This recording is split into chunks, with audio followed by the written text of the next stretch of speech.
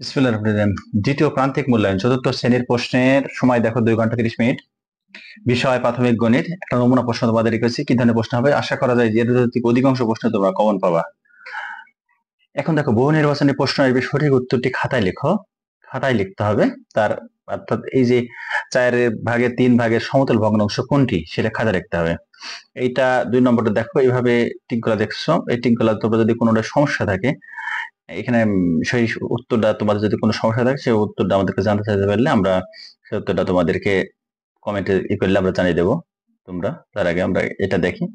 9, 10, হ্যাঁ 10টা ঠিক মতন, অর্থাৎ এখানে সঠিক উত্তর নিচে দেওয়া আছে, এর ভিতরে সঠিক উত্তর কোনটা সেটা দেখে তোমরা সঠিক উত্তরটা দেবে, এতে 10 মার্ক পাবে। 2 নম্বরটার আমরা উত্তর করে দিয়েছি। দেখো, শূন্যস্থান পূরণ করো। যাকে দিয়ে গিয়ে গুণ করা হয় তাকে গুণক বলে।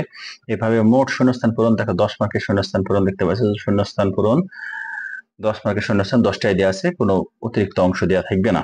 সংক্ষেপে উত্তর দাও। এখানে একটা প্রশ্ন থাকবে 1 করে মার্ক, 16 মার্কের দেওয়া থাকবে, 16 মার্কের 16ই। এর ভিতরে অধিকাংশ প্রশ্নই তোমরা যাদের পরীক্ষা এখনো হয়নি তারা এখান থেকে অধিকাংশ প্রশ্নই কম হবে ইনশাল্লাহ। তারপরে আমরা দেখো 4 নম্বর থেকে 11 নম্বর প্রতিটি প্রশ্নের প্রতিটি মান সমান। প্রতিটা প্রশ্নের মান সমান 8 গুণিত 8, অর্থাৎ প্রত্যেকটা প্রশ্নের মান 8 করে পাবা।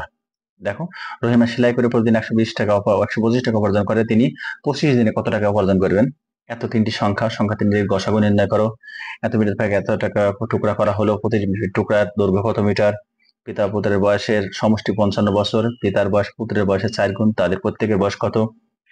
এদিকে দেখো 8 নম্বর 9 নম্বর, অর্থাৎ এখানেও কোনো অতিরিক্ত অংশ নাই। 11টা প্রশ্ন থাকবে, 8টা প্রশ্ন থাকবে, 8টারই উত্তর দেওয়া লাগবে।